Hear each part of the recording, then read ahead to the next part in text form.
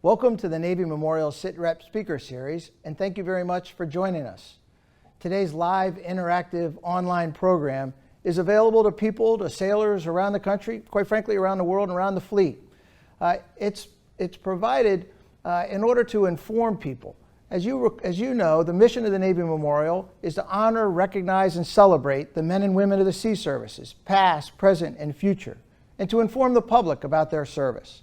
This program is about that last verb, to inform. We're really honored today to have the 16th Master Chief Petty Officer of the Navy, Jim Honea, with us today. Before I introduce MCPON Honea, I would like to thank our sponsor, Navy Mutual Life Insurance. Navy Mutual provides life insurance to service members who have served in the military, as well as those who are serving today. They provide affordable life insurance and annuities to help us plan for our future. So it's now my honor to introduce that 16th Master Chief Petty Officer of the Navy, Jim Honea, here in the Delbert D. Black National Chiefs Mess, named after the first MCPON. Master Chief Honea is a career boatswain's mate, a fleet sailor in the truest sense of the word.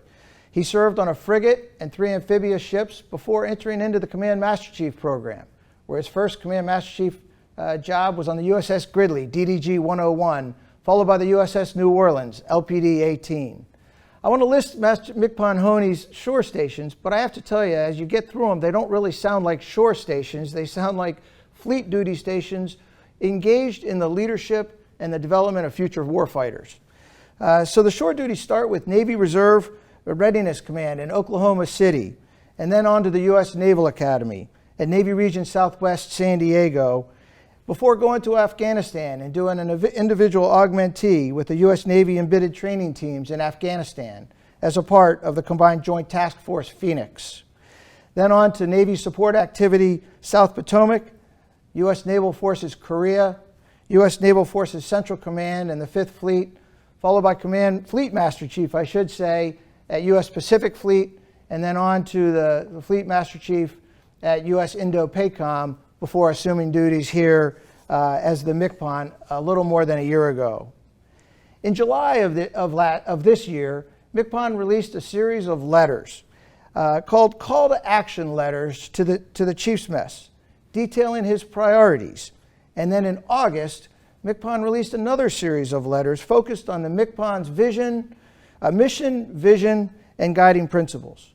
We've invited MCPON Honea here today to talk about those letters and the sentiments behind them. MCPON Honea, thank you very much for what you're doing, and thank you very much for joining us today for a SITREP. Admiral Thorpe, thank you very much for having me. It's always a pleasure to come over here and join my friends at the U.S. Navy Memorial. I enjoy coming over here, and I thank you so much, as you said, for honoring and celebrating the U.S. sailor, but also, for telling their story and allowing me an opportunity to come over here and sit in the MCPON Delbert Black Chiefs Mess and help tell the story of the U.S. Navy sailor. I can't thank you enough, and it's an honor to be here with you today. Well, thank you, MCPON. I think it's mutual respect from us to you, and thank you for what you're doing. So let's jump right in. You've been the MCPON, as I said, for a little over a year. Before we get into the letters, you come into the job with a vast amount of experience. But in the last year, what have you learned about our Navy, the focus of the last year, what you've learned, and also about the Chiefs Mess across the Navy?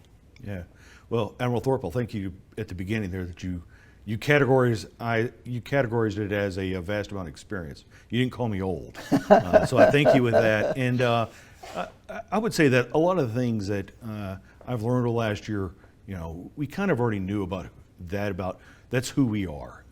And I spent this first year really, setting the pace for change and the need for change that are based off the priorities of the Master Chief Petty Officer of the Navy. My priorities stepping out were to improve upon our warfighting competency, further develop our sailors professionally and in their character, and then to improve their quality of life. Understanding what the barriers are to their service, help them remove those, and as I said, raise our standards, and a standard to which, that we can judge against our own conscience.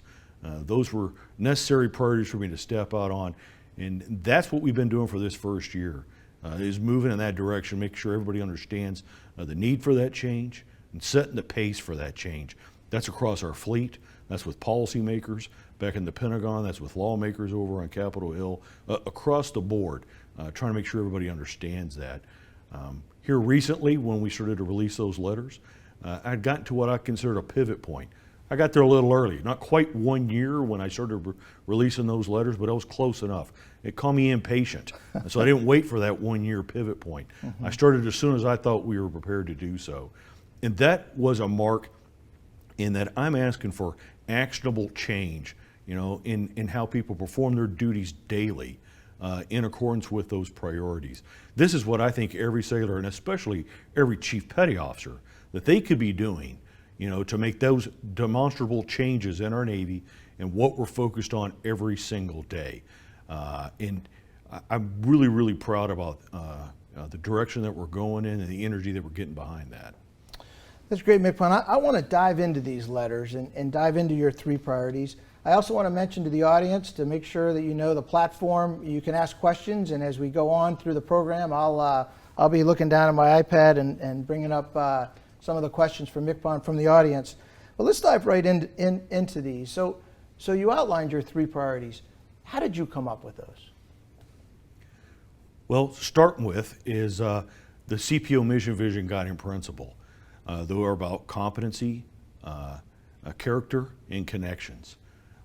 And so in that area is where I started to focus out and look, where do we need to improve in competencies, in character, and in connections. And then through connections, I recognized that there were some things that we're not living up to the standards that we should have. What we owe the sailors, what they're expecting from us, in seeing to their basic needs and to their quality of life. They're expecting more out of us than what we're delivering, and I want to improve upon that. When it came to character, I recognized that we have a deficiency in some of those areas, and we're not training to the highest level that we could be to make them the best possible human beings they could be, and investing in them completely. And then lastly, it was about competency. And then there's been too many times over the years that we've allowed for ourselves to focus on the wrong behavior, or maybe it's not a priority behavior. Where we need to be focused every single day is providing to warfighting readiness, providing the deterrence necessary to keep us out of war, but if that fails, to fight and win decisively, and then to build that readiness it takes to do those things. That's where I want us to focus at. That's how I developed those areas and those priorities for myself. So I see you having 2 distinct sets of 3s here, right? That first series of letters where you talk about warfighting readiness and everything, you write a letter in teeing it up for everybody. And you write a very powerful statement. And I'd like to read it if I can and put it up on the screen maybe. You write, every day we need to invest in our sailors' technical training, their education, their physical and emotional health, and the health and safety of them and their families. This is the responsibility, our responsibility as Chief Petty Officers. And then you go on to say that the difference between winning and losing in combat, will largely be placed on the backs of Chief Petty Officers. That's a strongly worded statement. What did you mean by those sentiments? Well, quite simply, I hope that they're pretty obvious on their face. Those words are just as they are, But the mission of the United States Navy, although we could say that many things about how we go about doing our business has evolved, the primary mission of the United States Navy has remained largely the same. We put our warfighters on ships. We sail those ships into harm's way. We fight and defeat whatever enemy that we have to face, and then we come home. The role of the Chief Petty Officer in executing that mission, all those also evolved over many years. The responsibilities and the duties have evolved over many years. Those primary duties remain the same. We are the fulcrum point. We are those that are closest to the friction at that deck plate alongside our sailors with that unique experience and vision and wisdom and understanding of what needs to be done than anyone else has. It bears upon them and all Chief Petty Officers, for us to be prepared for what that is and to make sure our sailors are prepared for what that is. It's a huge responsibility. I know it is. But we're all going to be dependent on our Chief Petty Officers to execute that. You know, we've always relied on the expertise and the tremendous competence of the chief. And in that first letter, the first topic, Warfighting Competency, you write, and I'd like to quote again here, you write, every sailor deserves a chief petty officer that is an expert in their rating and is the technical authority. Got it. Learned that as an ensign, right? But then you go on to say, I need you to look at your skills, find the gaps in your knowledge, and shore them up. Never be satisfied with the status quo. Always look to improve yourself. It's almost a call to action. Be the expert, but never stop learning. Yes, sir. That's what's required. How we fight is continuing to evolve, and we're going to have to continue to learn and evolve and grow with that. You have to be that person that has those answers. That's who that chief petty officer is. So when the football team's out on that field, if that's your sailors out there on that deck plate trying to get that work done, they don't look over to the sideline at the cheerleaders and say, you know what I need? I need me a cheer. I need some motivation. If I was just a little bit more motivated, maybe I could figure out how to solve this problem. No, those sailors will look to their chief petty officers just like that football team looks to their coaches.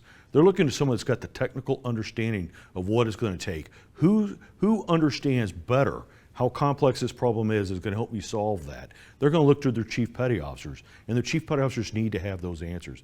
You don't want to look back at the sideline and find someone else that looks confused.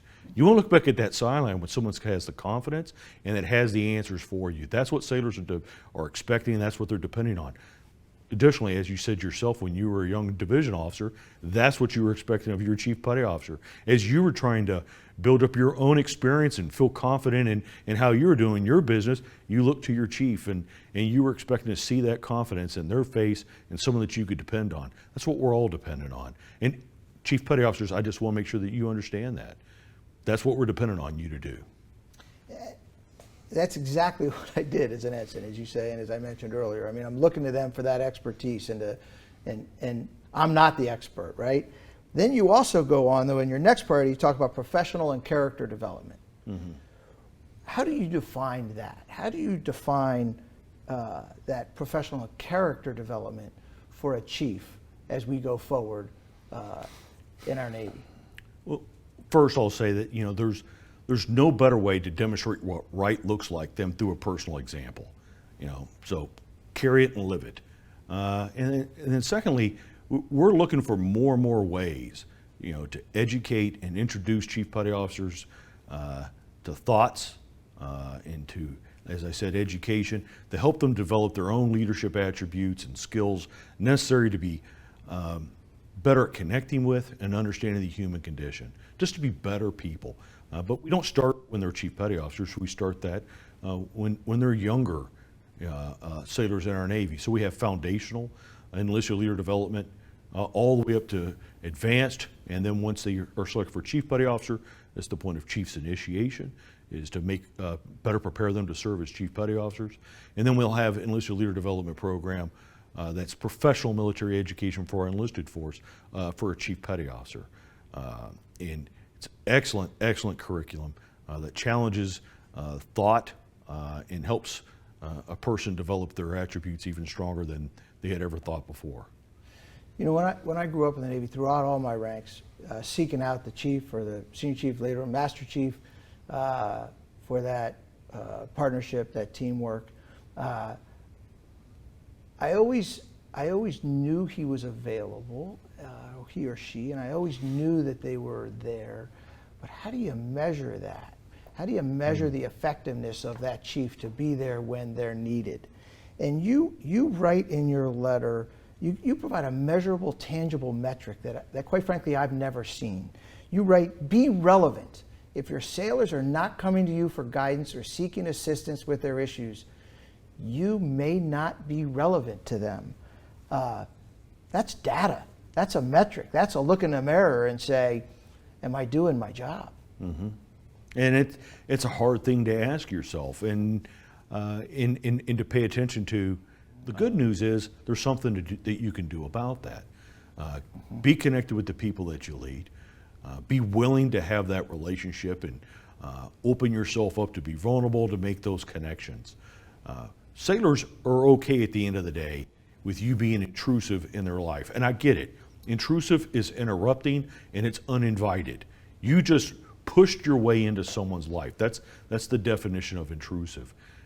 But lots of times our people, our younger sailors especially, don't even know what they need to be asking help for. Yeah. And that's what the Chief Petty Officer, again, that's armed with unique level of experience and wisdom, and closest to that friction on that deck plate.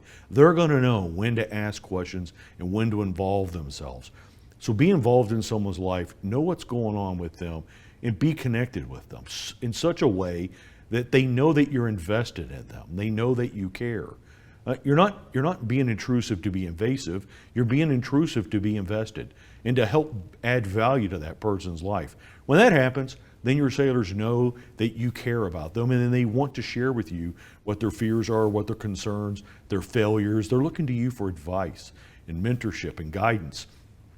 And then you're the first person they want to call when they're excited and something's worth celebrating. Right. That's when you know that you're relevant. That's when you know that you're making those connections. If you look around the people that you're leading and they're not seeking you out, then you may not be relevant, and you probably need to change some of your behaviors. So that leads me into that third priority of yours, that quality of life. Because back in the day we also had that term quality of service. But that term quality of life has been around for many, many years. But you seem in your letters to also put that responsibility right squarely on the shoulders of the Chief Petty Officers when you unequivocally charge the Chief's Mess with responsibility for, quote, the physical and emotional health and safety, for their physical and emotional health and safety, as well as the health and safety of their families. That is empowering. I mean, that is telling the Chief's Mess, don't look up 2 decks. That's your responsibility. It's also daunting with the challenges we have across our Navy. Can we do that? Certainly we can. Now, a couple things I'd like to highlight. One, I don't have a problem with them looking up, but don't look up as if someone else is going to take care of this problem. Right. You involve yourself. Understand the conditions that your sailors and their families are living and eating, and how they're going about their life. If it isn't up to and touching a standard with which passes your own conscience, well then let's do something about it. That's where you can raise those barriers to that service. That's where you can raise and bring it to the attention of leadership that the conditions that we have our sailors living in, the conditions with which we have them eating, and whatever else is malaffecting their quality of life, let's do something about it. Let's don't accept that. Let's raise our standard. If you need to, you call me up. That's what I'm here for. I want to hear about these things and help raise our standards. We are the most dominant maritime force that's ever existed on the face of this earth. We can be much better than what we are, and our sailors deserve that. And then I think I also want to make sure that, in your question about can we expect that of our Chief Petty Officers, absolutely. There's so many things that are being put on the backs of our Chief Petty Officers today. Responsibilities every time I turn around. The expectations of Chief Petty Officers today is even greater than it was when I made Chief Petty Officer 25 years ago. I understand that. That's why I think it is so important to make it very, very clear about what our priorities are. These are priorities. There's a ton of other things. There's all kinds of stuff that goes inside the job jar of being a Chief Petty Officer. Well, I need you to take out of that job jar priorities 1, 2, and 3.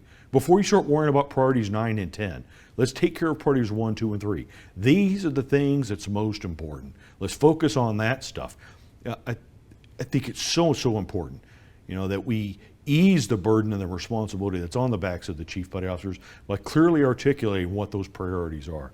All too often, some of these other things, it's a lot easier to assess quickly whether or not you're doing well or not, so you get instant gratification out of that. These priorities take some time to develop and to recognize whether or not you're doing well or not doing well. And so they may not be how we're assessing people, as daily as much as we should. And we're focused too often on priorities 9 and 10 as I was describing. So I think, yes, it absolutely is, a worthwhile expectation to have our chief petty officers, but more importantly, if not them, then who?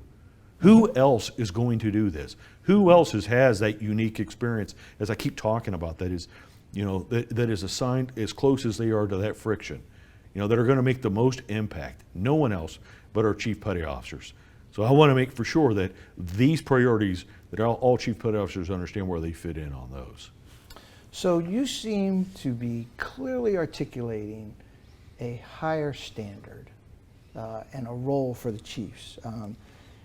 When I read those first 4 letters, I look at tones of like proud excellence, and I think of that attitude of take charge, strong leadership. But I also hear you mixing it with a challenge of humbleness, of humility, and of introspection. That's a very it's a big ask.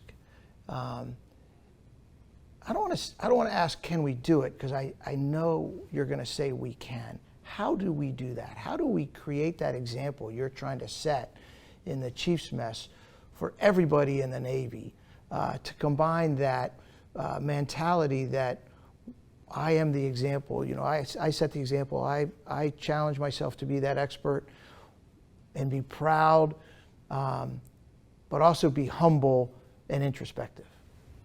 Now, every chief petty officer is going to go about doing this in their own way. I set myself as an example of one way to go about doing that. But if you clearly articulate the expectations that others should have of you, and clearly articulate the expectations that you have of others, I think that is a great place to begin at. Then you can hold one another accountable. It's transparent, and if you foster the right level of communication, then you're not sitting in a corner, alone, cursing my name that I'm not doing something that you think I should do. I've clearly laid out to you, hey, these are the things I'm focused on. This is the stuff that you can depend on me for. These are the expectations you should have of me. Hold me accountable. Equally in this relationship, Admiral, these are the expectations I have of you. I'm going to hold you accountable to these. And we'll have that communication. However that plays out, hey, additionally, MCPON, I need you to do this. I'll figure that stuff out with us, and then we're in a much better place. I think that is a healthy way to go about that, and to having that relationship with yourself and others that are dependent on you and that you're leading. Now, that requires a lot of humbleness and humility, and humbleness is not thinking any less of yourself. It's just thinking of yourself less, and thinking of others more when you're making your decisions. It's a requirement to be a leader. If you're going to lead others, you have to empower them. You have to make sure they have all the things they need to be successful in the execution of the duties that you're giving them. And then do it in a way that you're humble and that you're open for that communication to come back at you, because sometimes they don't have everything they need. Sometimes you're holding on to too much, or whatever that may be. They need to know that they can trust you, and that requires some humility, some vulnerability, some openness, some realness, authenticity. That goes a long way, in being executable. All right, MCPON, we got a couple questions from the audience here, and there's a name on here, Marilyn Kendall. Oh yes. A rock star in, I know, your life, our life, and I'm going to give you her question. This MCPON is going to base camp the vision and purpose of the reason why this office was formed that many years ago, representing the mass of the engine that runs the Navy. Well done, and proud to see the office run the way it was and is supposed to be. From Marilyn Kendall to you. It's wonderful that I heard from Marilyn, and it's just fitting that she's the first one in with a question.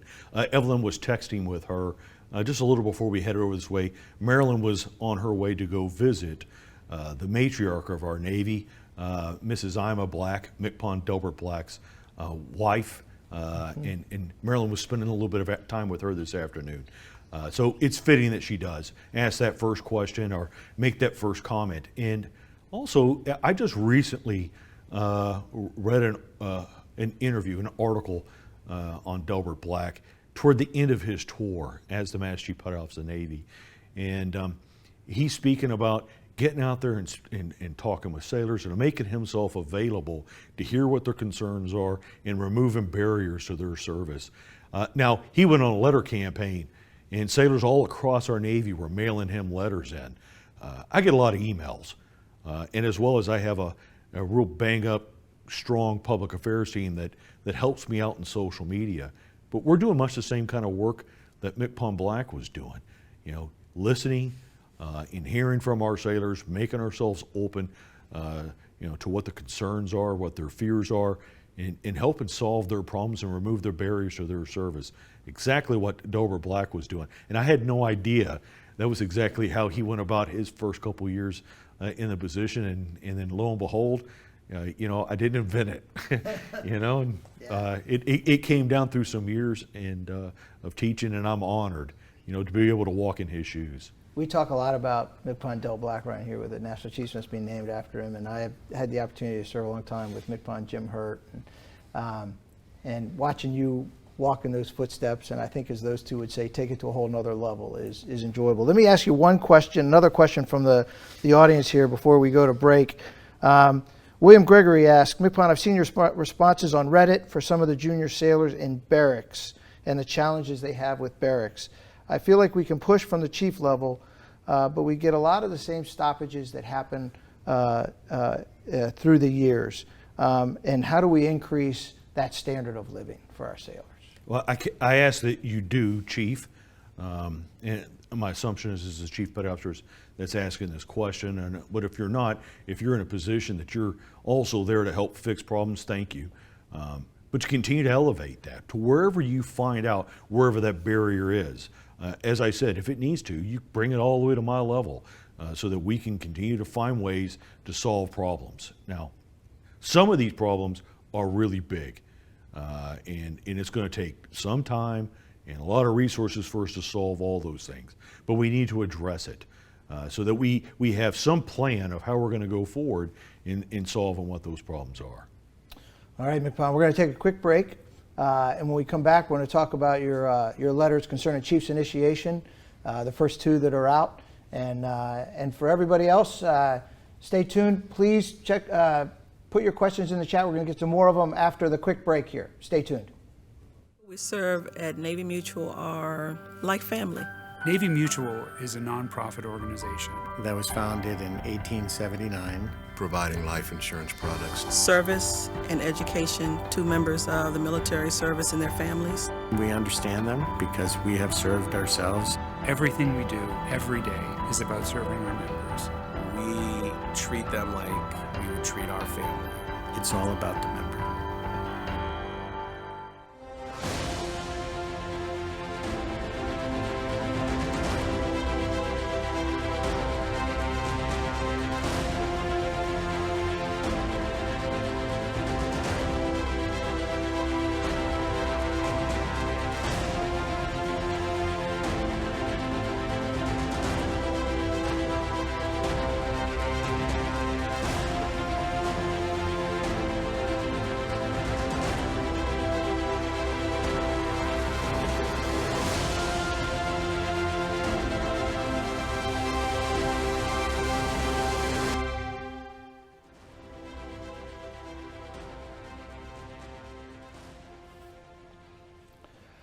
Welcome back. We have some good questions coming in. I was mentioning a couple of the names on here, and I think MCPON's recognizing some of the names. We'll come to those questions here in a bit.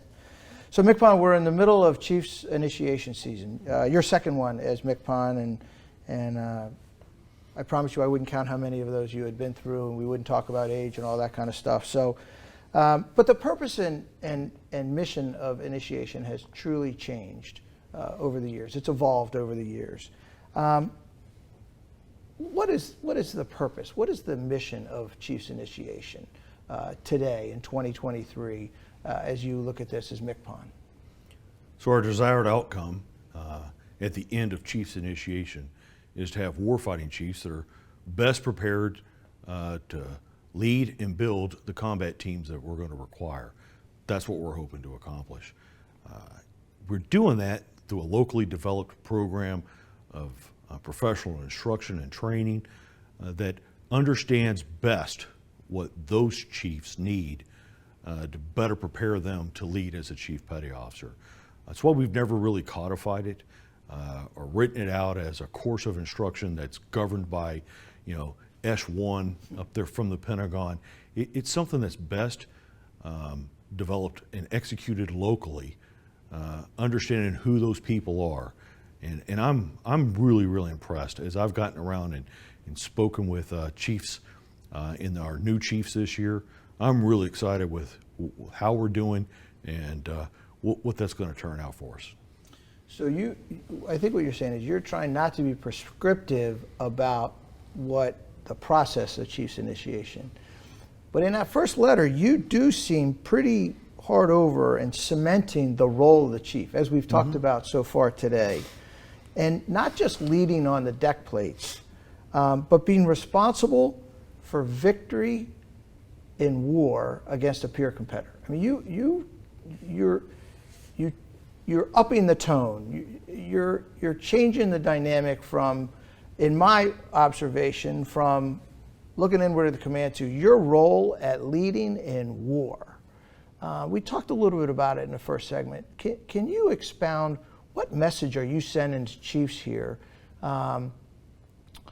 about their future? And you talked about taking you're on the Navy is going forward and all, but inside the lifelines or inside the building, the role of the chief every day preparing for war, that's a pretty stronger symbol statement than we've heard in the past, isn't it? Or am I missing something?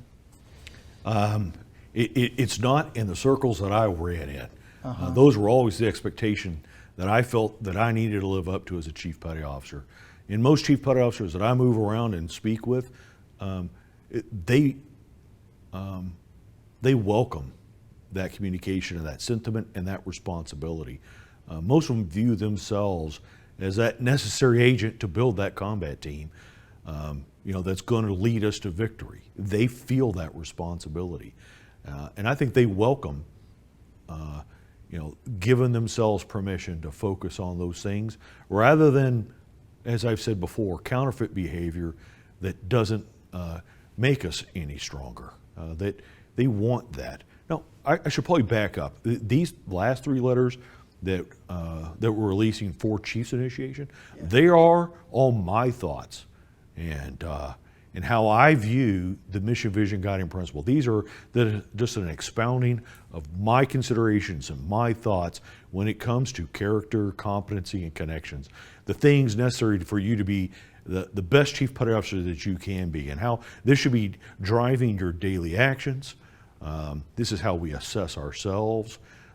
This is how we train ourselves as chief petty officers. And my letters that I've put out, what I've asked them to be, is to be a point of conversation with inside every chief's mess. The command master chief comes down and everybody has read that letter. Now let's have a conversation. What does this mean to you? Chief Thorpe, tell me what you think. Tell me about your life experience and how competency matters the most in this particular situation, and for the chief selects. Everybody in a sharing of that understanding and knowledge and experience, just helps make us all that much stronger. So you seem to be coming across from the perspective of somebody who has served in Korea, in the Arabian Gulf, in the Pacific. And maybe that's the tone we're hearing, right? Is somebody who, by virtue of a detailer, an assignment, and your potential, puts you on the cutting edge. And it seems to me that you're sharing that across the Navy. That certainly could be the truth. I don't know how else to view things and talk about things other than my perspective.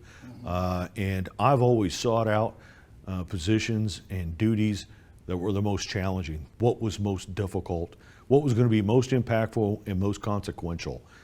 I never wanted, to take on the easy job or do it the easy way. I wanted to take the hard thing and prove to myself and be around others, that wanted to do the hard work. I figure if we do that, then we're going to be prepared, and the easy stuff won't be any kind of a problem for us.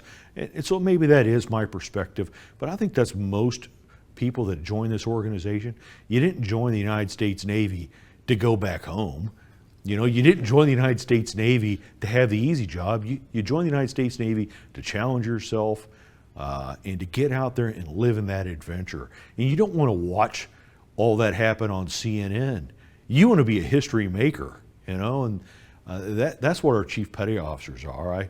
You know, they're men and women of action that want to be part of history. And I think this goes right up their alley and what most of us are looking for anyway. So your letters, though, are very consistent with that theme that you just said, and they're very positive. You do get into some challenging words in your message, Chief Petty Officer, when you say, quote, "We must adjust course and steer away from the organizational drift caused by years of outsourcing our anchors, and rewarding misaligned attributes that do not contribute to combat readiness." What did you mean by that? So I could go back to outsourcing our anchors to our earlier conversation about being connected with the sailors that you lead. Oftentimes, we've allowed for ourselves to be disconnected from the people that we lead, and when they do present themselves with problems, we refer them to a specialist. Someone else can help them, you know, figure out what that is. And I want us to be that first step. Matter of fact, I don't like it when a sailor just wants to bypass their chief petty officer. I want chief petty officers, you know, to be consequential and impactful and relevant into a sailor's life, to helping them gain the tools and the skills and the confidence in themselves to solve these problems, or hopefully fix problems before they become problems, or not allow things to become problems in their lives. This isn't new, you know. My wife was in the hospital, and I had a master chief when I was a third class that had left the ship months earlier, but continued to stay in touch. I was going through rough tray. I was moored to a buoy out in the harbor. He comes out on a small boat, sees the captain, says, "Hey, I need to take BM3 Honea ashore." Captain calls me up. I'm in the boat, got a bag. We get ashore. He throws me the keys to his truck, says, "Hey, go take care of your wife. You give me a call back later on tonight and let me know how things are going." I drive off in his truck. You know, not a whole lot of other questions. He cared. He was relevant. He didn't outsource this to somebody else. He found it necessary for him to be involved and to be engaged and be consequential. I think that's the way, you know, chief petty officers ought to be leading. Now, additionally, you know, I think that we've allowed for ourselves in too many places, not everywhere. And we still have institutional expertise, organizational excellence. The Navy is continuing to meet mission, but we have enough of this that these problems are becoming more and more obvious. You know, where we've rewarded the wrong behaviors, where we focus too much on a sailor's collateral duties, or other things that, you know, that help round out a sailor, instead of asking, does that sailor ensure mission accomplishment? You know, are they consequential to building this combat team? Do they add value and lethality to this team? Those are the elements that we should be asking ourselves first and foremost when we're assessing how well they're doing their job.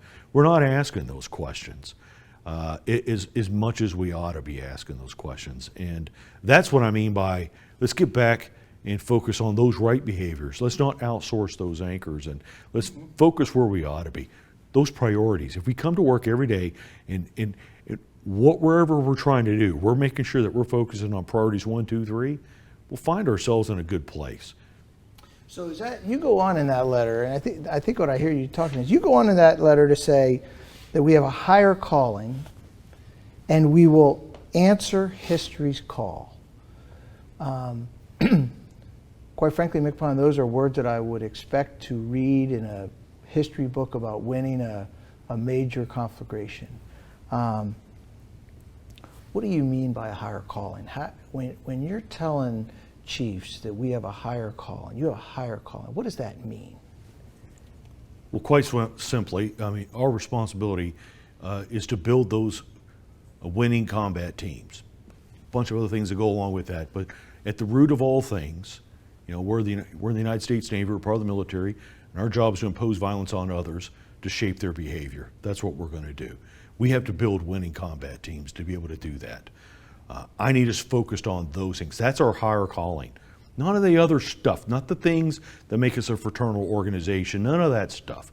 The most important thing is taking care of our people, give them all the skills, the training, the tools, experience, whatever they need to be successful in accomplishing that mission, fully investing in them and seeing to their quality of life. If we're doing all those things, we're going to be a winning combat team. Those are the things that's going to be required to meet that higher calling and to meet history's call.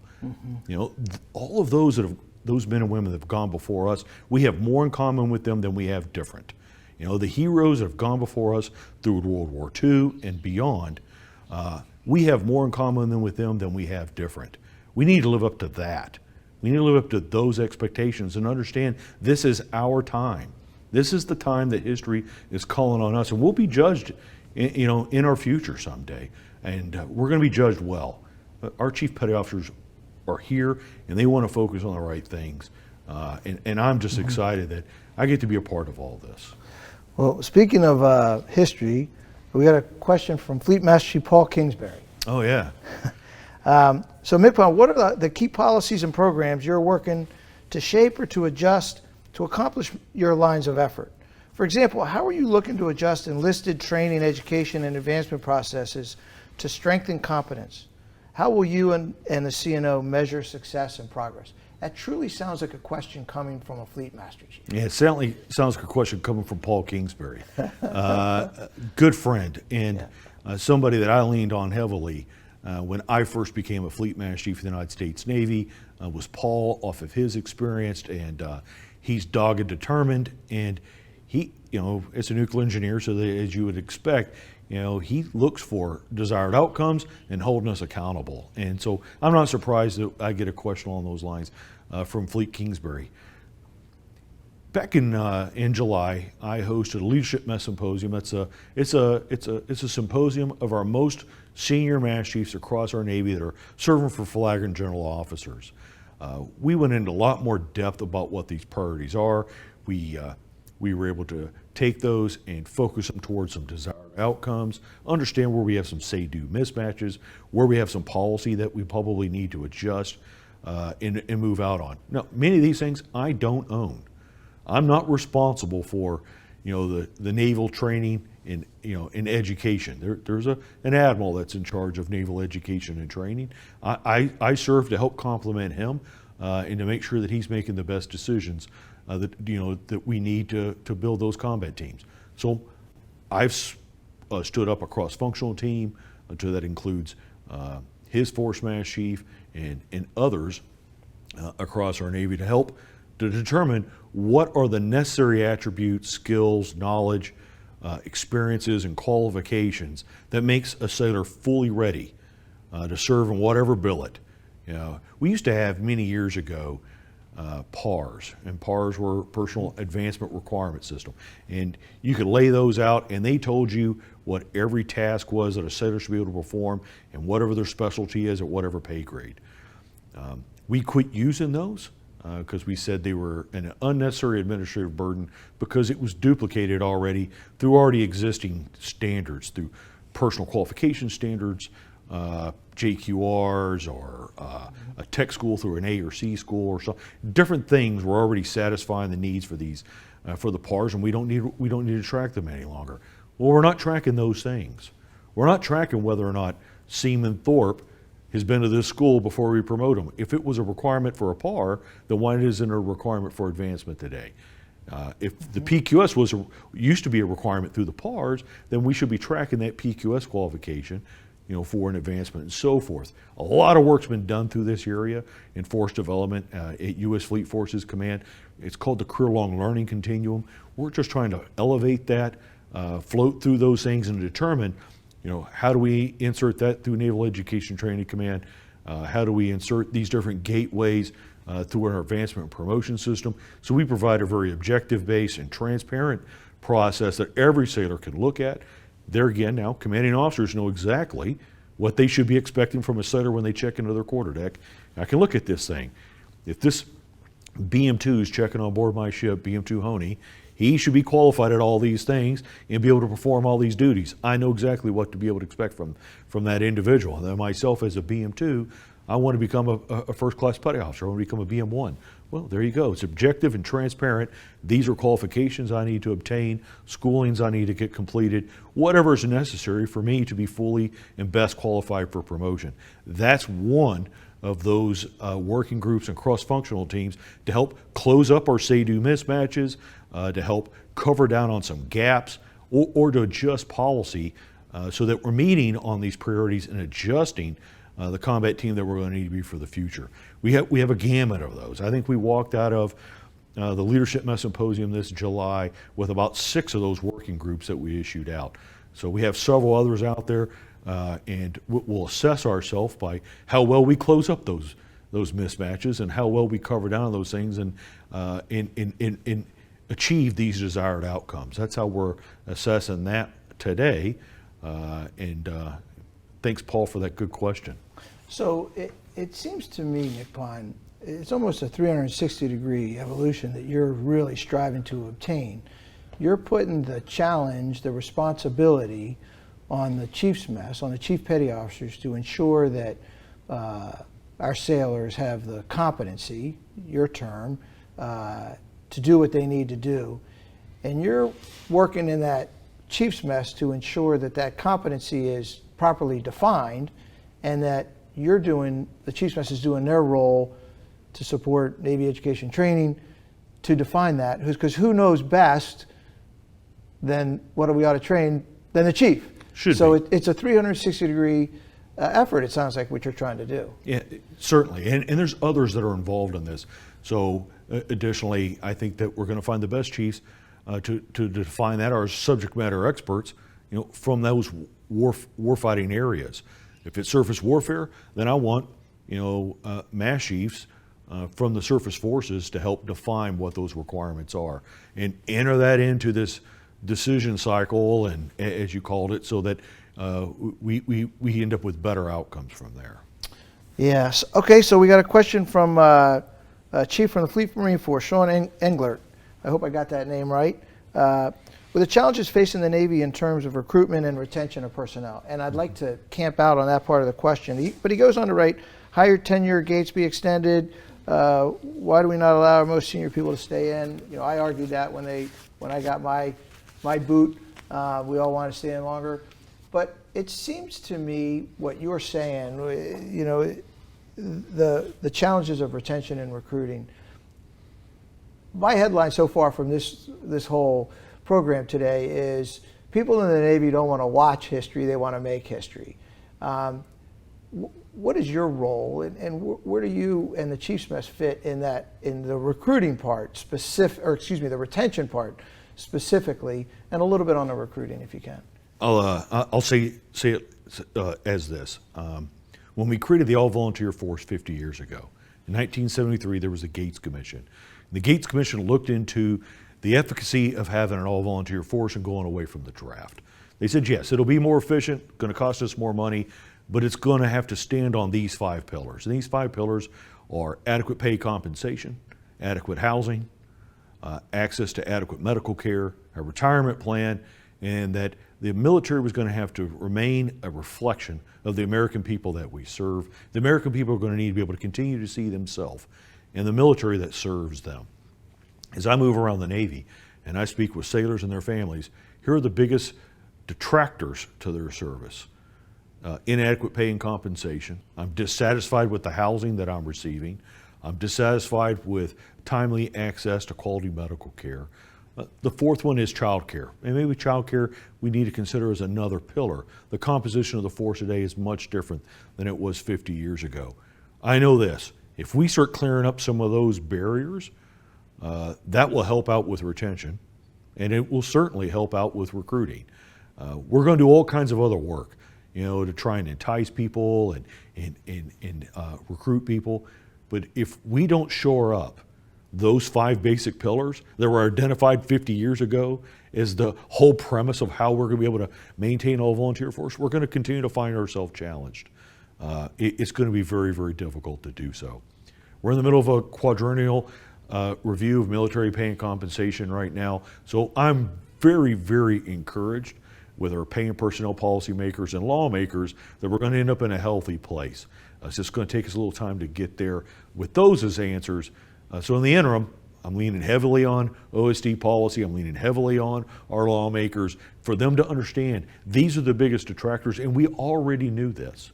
Let's address those things, because the young men and women that are out there that are propense to serve the United States Navy, they are their history makers. They want to be part of that, but we just have to remove these barriers to their service, because they still need to be able to provide for a safe and secure life for themselves and for the families that they love.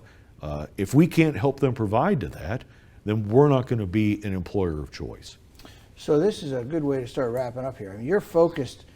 We've talked a lot about warfighting, and we've talked a lot about families are mentioned throughout your both series of letters. You walk the walk, right? I see your wife Evelyn with you all the time, a proponent for the Navy family. She's clearly got your ear. How much, what do you see at the end of the horizon here in the families? I mean, we've got these problems. You said they've been identified. Are people listening to be able to make the changes ahead of before we all find out about it? Do we have what we need? And let me just ask you, what else do we need to do? So yes, we do have the willpower, and we do want to make all these things better. We serve for the Secretary of Defense right now as our leader, and he is one of the most humble and open-hearted, real leaders that I've ever served for. I served for him before when he was the commander of U.S. Central Command. I know who he is. When I was brand new into this office, I think it was like Wednesday of the next week, he has us come in, myself and my peers, the other service senior enlisted, and said, I'm going to issue a memo about taking care of our people. What are the most necessary elements I need to focus on inside my authorities? And let's start working on those things. And he meant it. We laid it out for him, and within a week we had the taking care of our people memo out there and making a difference. We're continuing to meet with him. I was just on a call with him yesterday along with the other service secretaries and service chiefs and all my peers, because he cares about the people greatly. And what do we need to be doing to improve on those 5 pillars as I described them earlier? That's our most senior civilian leader in charge of our Department of Defense and how he views that. So I know that the will's there.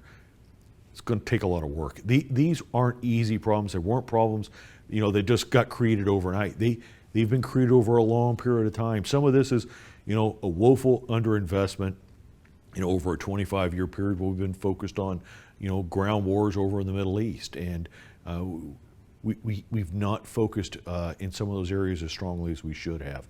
So to fix those and rectify that, it's just going to take, some of them are going to take some time. MCPON, I promised you we would be out of here in an hour. I mentioned to you beforehand we started that we could probably do this for a couple hours. I'm thinking now it could be days. Thank you for this SITREP. Before I totally wrap it up, anything else you want to add, anything I missed that you want to talk about, these letters or MCPON or our Navy? Well, I would say this. The letters certainly are addressing the Chief Petty Officers today. I shared them publicly with everyone. One, because I think it's healthy for us to, clearly outline what our expectations, what you should be able to expect out of us. But also because secret is, I need this kind of activity out of everybody, not just Chief Petty Officers, but all of our sailors, enlisted and officer alike, to be focused in these ways. So I'll continue to expand on this. I think that's a necessary thing. But to leave it with every Chief Petty Officer, this is the season right now going through a Chief's initiation. And all Chief Petty Officers, remember this, is that you were chosen and selected to be a Chief Petty Officer on purpose. Nothing about this was an accident. It's purposeful, it's necessary, and we're all dependent on you and your leadership. And Admiral Thorpe, thank you very much for having me on today and allowing me back into the building. I always enjoy coming here to visit, and thank you. Thank you, MCPON Honea. Thanks for what you're doing, and thanks for being here today. But more importantly, thanks for what you're doing for our sailors. Thank you. So that wraps it up for today. I have to make a personal comment. What an honor it is to be able to talk to the 16th MCPON in a room named for the first MCPON. For me, it's a personal honor. And on that note, we're going to roll out, we're real excited about what's happening in this, at the Navy Memorial here with the National Chiefs Mess. We're going to roll out the membership platform in April, and a lot of great things coming for the National Chiefs Mess, the Delbert D. Black National Chiefs Mess here at the Navy Memorial. So stay tuned for those changes and those improvements. We're thinking that we've got a connection, you know, the National Chiefs Mess, the Chiefs Mess meets LinkedIn, meets the Navy Log here, and there's such a power of that network. I also want to thank the two original National Chiefs Mess partners here at the National Chiefs Mess, USAA and Hurt Consulting. I mentioned MCPON Hurt earlier. He's a big proponent, big advocate. He's leading the way on the philosophy of the creation of the National Chiefs Mess. I want to thank those two companies. I also want to thank again the reason we're here today, Navy Mutual. Appreciate their support. Couldn't do it without them. Before we wrap up, a couple big events coming up here at the Navy Memorial. The summer season is winding down. We have POW MIA recognition today, this Friday, and you know, the POWs returned 50 years ago this year from Vietnam, and that slogan, that statement on that flag, never forget. We're working really hard at the Navy Memorial to make sure we never forget. So we're starting, I know it's a term we're not supposed to use, but the first annual big event for POW MIA recognition here at the Navy Memorial on Friday. There's a couple invitations out about that. Movies on the Memorial are back. This Thursday's Top Gun. We always get a great crowd for Top Gun, and then we'll do Top Gun Mavericks, etc. Veterans Day, November 11th. Got a great program here coming up, both online and here at the Navy Memorial. And then Pearl Harbor. What a day, December 7th, coming right out of September 11th here with you, MCPON here. And then, but Pearl Harbor Remembrance Day on December 7th. We're going to tie in the future USS Arizona and do an event surrounding the 1941 attack with the future of the USS Arizona. So stay tuned for future events here at the Navy Memorial. So that's a wrap for us here at the SITREP. MCPON, thank you very much again for what you're doing. Thanks for being here today. And thank you all for tuning in today. Stay tuned. Thank you for your support. And as always, we wish you fair winds and following seas.